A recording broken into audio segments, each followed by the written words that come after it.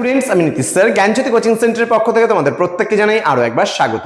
তো আজকে আমি তোমাদের সঙ্গে আলোচনা করব এনইপি 4 ইয়ার আন্ডার গ্র্যাজুয়েট প্রোগ্রামের অধীনস্থ যে সমস্ত ছাত্রছাত্রীরা যারা কোচবিহার পঞ্চানন বর্মা ইউনিভার্সিটির আন্ডারে বিভিন্ন কলেজগুলোতে পড়াশোনা করছো ফোর্থ সেমিস্টারে, তাদের জন্য আজকে ফোর্থ সেমিস্টারের মেজর 6 বেঙ্গলি থেকে ভীষণ গুরুত্বপূর্ণ একটি বিষয়, সেটা হচ্ছে প্রবাদের সংজ্ঞা এবং তার বৈশিষ্ট্য নিয়ে কিন্তু আমি বিস্তারিত আলোচনা করব। যারা এখনো পর্যন্ত আমাদের চ্যানেলটিকে সাবস্ক্রাইব করোনি তারা অবশ্যই চ্যানেলটিকে সাবস্ক্রাইব করে পাশে থাকা বেল আইকন অল প্রেস করে দাও, যাতে নেক্সট টাইম থেকে কোনো ভিডিও আপলোড করলে তার নোটিফিকেশনটা তুমি সবার আগে পেতে পারো।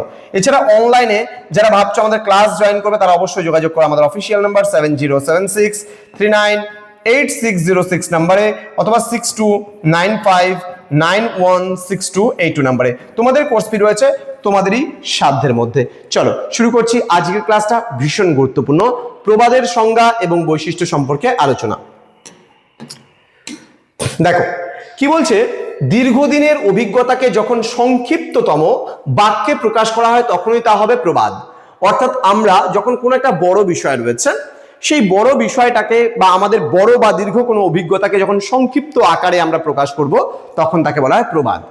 বলছে ইংরেজিতে বলা হয় proverb is a short sentence based on a long experience, মানে একটা বিশাল বড় একটা লং এক্সপিরিয়েন্সকে তুমি যখন সেটাকে শর্ট করে লিখবে তখনই কিন্তু সেটা হয়ে যাবে প্রবাদ।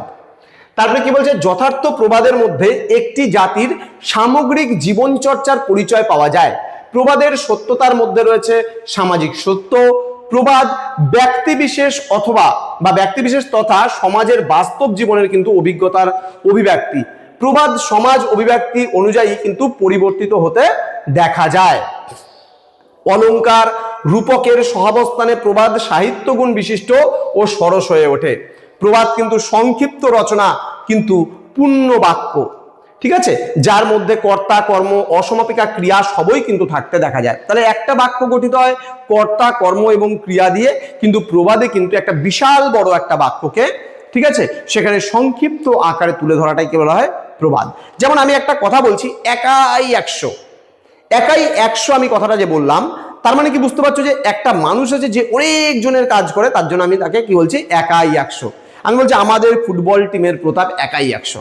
আমি এই যে কথাটা বললাম যে আমাদের ফুটবল টিমের প্রতাপ একাই 100, তার মানে কি ও একাই খেলে দেবে, আমাদের আর টেনশন নেওয়ারই প্রয়োজন পড়বে না, আমরা খালি একটু সাপোর্ট করলে ও একাই খেলে দেবে, ও এত ভালো খেলে। তাহলে এই যে একাই 100 কথাটা মানে কি অনেক জনের কাজ সে কিন্তু সম্মিলিতভাবে করতে পারছে। তাহলে একটা বিগ সেন্টেন্স আমি বললাম না, এখানে একটা বিগ সেন্টেন্সটাকে আমি একটা সংক্ষিপ্ত আকারে কিন্তু তুলে ধরলাম, তাহলে এটাকে বলা হয় প্রবাদ। আশুতোষ ভট্টাচার্য বাংলা লোকসাহিত্য গ্রন্থে প্রবাদের সংজ্ঞা দিয়েছেন। কি বলেছেন তিনি?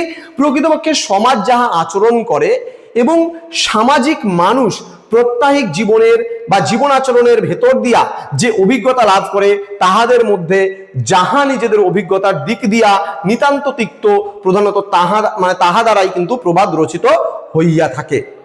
প্রবাদে যেমন থাকে ঘরের কথা পরিবারের কথা, তেমনই থাকে যে যেথা জীবনের কথা, ঠিক আছে, কৃষি ও কর্মের কথা, শত দুঃখ যন্ত্রণার কথা, আনন্দ বেদনার কথা। সেই জন্য প্রবাদ মানস কর্মের স্বর্ণ ফসল, সমস্ত মনন ক্রিয়ার নির্যাস। বলছে বাবিন্যাসে তাই বা বাক্যবিন্যাসে তাই কিন্তু প্রবাদ দ্রুত সঞ্চারী অথচ সন্ধ্যা তারার মতো নিঃসঙ্গ। তাহলে প্রবাদ কিন্তু এত কিছুকে একসঙ্গে নিয়ে কিন্তু সে চলছে। তো প্রবাদ জিনিসটা কি আমরা বুঝে গেলাম। এবার চলে আসবো আমরা প্রবাদের কিছু বৈশিষ্ট্য নিয়ে, ফিচার্স গুলো কি কি রয়েছে, ক্যারেক্টারিস্টিক্স গুলো কি কি রয়েছে সেগুলো বলবো। 1 নম্বর বলছে প্রবাদের প্রথম কথা সুদীর্ঘ সমাজ অভিজ্ঞতা, সুখ দুঃখ আনন্দ বেদনায় মানুষের যা সঞ্চয় হয়েছে সমাজ থেকে প্রবাদের সম্পদ কিন্তু তাই।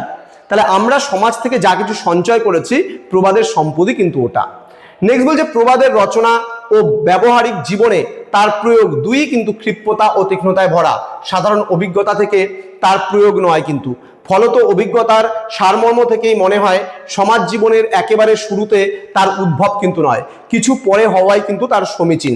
নেক্সট বলছে লোক সাহিত্যের অন্যান্য শাখার তুলনায় প্রবাদ সংক্ষিপ্ত এবং সারগর্ভ ভাবনায় কিন্তু সমৃদ্ধ হতে দেখা যায়। দেন বলছে প্রবাদ রূপক ও উপমার ছড়াছড়ি দেখা যায়, এতেই চমৎকারিত্ব আসে।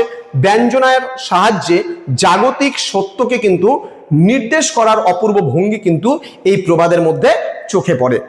লাস্ট পয়েন্ট কি বলছে, বেশ কিছু প্রবাদ উপদেশমূলক, লোক অভিজ্ঞতা থেকে সাবধানতা সূচক বা নিষেধাজ্ঞামূলক ভাবনা দিয়ে কিন্তু তিক্ততা থেকে উদ্ধার হয় কিন্তু এর মূল লক্ষ্যগুলো। ঠিক আছে, তো এই ছিল আজকের ক্লাস। তো যারা সিবিপিবিইউ অর্থাৎ কোচবিহার পঞ্চানন বর্মা ইউনিভার্সিটির আন্ডারে বিভিন্ন কলেজগুলোতে পড়ছো, তারা অবশ্যই আমাদের চ্যানেলটিকে সাবস্ক্রাইব করে পাশে থাকা বেল আইকন অল প্রেস করে দাও, যাতে নেক্সট টাইম থেকে কোনো ভিডিও আপলোড করলে তার নোটিফিকেশনটা তুমি সবার আগে পেতে পারো। দেখা হচ্ছে খুব তাড়াতাড়ি আরও একটা নতুন ক্লাস নিয়ে। তোমরা প্রত্যেকেই ভালো থেকো, সুস্থ থেকো। Thank you so much, thanks for watching after all, thank you.